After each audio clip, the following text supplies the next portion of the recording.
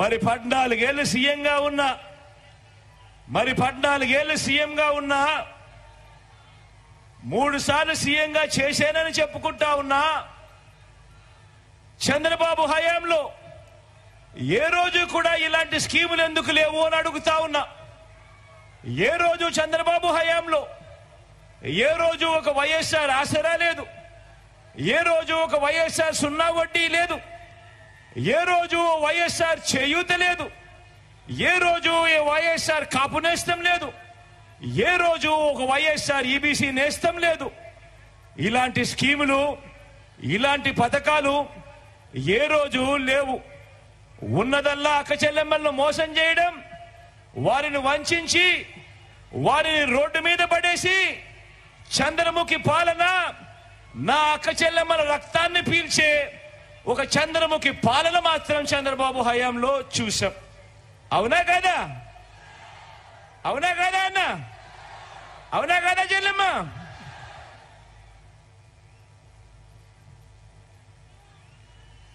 మరో విషయం కూడా చూద్దాం, మరో డ్రీమ్ గురించి కూడా మాట్లాడదాం, మరో కళ గురించి కూడా మాట్లాడతాం. ప్రతి అక్క చెల్లెమ్మ కలగంటుంది, ప్రతి అక్క చెల్లెమ్మ తాను కలగంటుంది.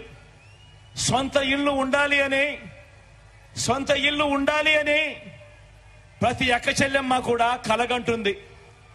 కొన్ని కుటుంబాలకు ఇది తమ జీవితకాల కళ కూడా అవుతుంది. జీవితకాలం కూడా ఎదురు చూస్తారు. ఒక సొంత ఇల్లు ఉండాలి, ఒక సొంత ఇంటి కళ ఉండాలి, నెరవేరాలి అని చెప్పి. మరి ఆ డ్రీమ్ను నెరవేరుస్తూ, మరి ఆ కళను నెరవేరుస్తూ మీ బిడ్డ మీ జగన్ ఏం చేశాడు? ఏకంగా నా అక్క చెల్లెమ్మల పేరిట 31 లక్షల ఇళ్ల పట్టాలు నా అక్క చెల్లెమ్మల పేరిట రిజిస్ట్రేషన్ చేసి ఇచ్చాడా లేదా మీ బిడ్డ? అక్క ఇచ్చాడా లేదా? అన్న ఇచ్చాడా లేదా? చెల్లెమ్మ ఇచ్చాడా లేదా మీ బిడ్డ?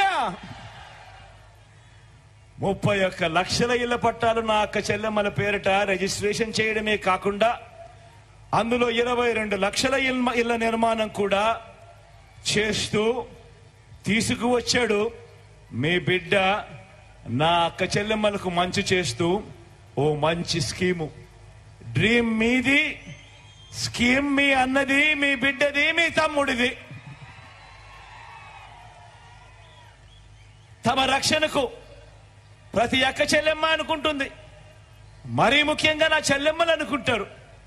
తమ రక్షణకు పిలిచిన వెంటనే పలికే ఆ రక్షకుడు కావాలి అని చెప్పి, ఆ రక్షకుడు కావాలి అని ఆ చెల్లెమ్మ మనసులో ఉన్న మాట తెలుసుకొని, మీ ఆలోచన తెలుసుకొని, ఆ ఆలోచన నుంచి పుట్టింది ఒక స్కీము, ఒక దిశ యాప్.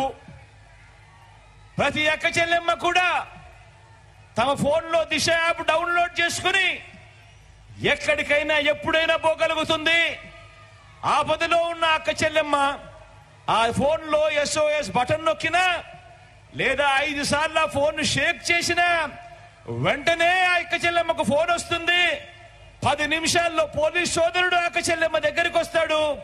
వచ్చి చెల్లెమ్మ ఏమైంది అని చెప్పి అడిగే పరిస్థితి వచ్చింది. ఎప్పుడు ఇచ్చింది ఎవరు? తెచ్చింది ఎవరు?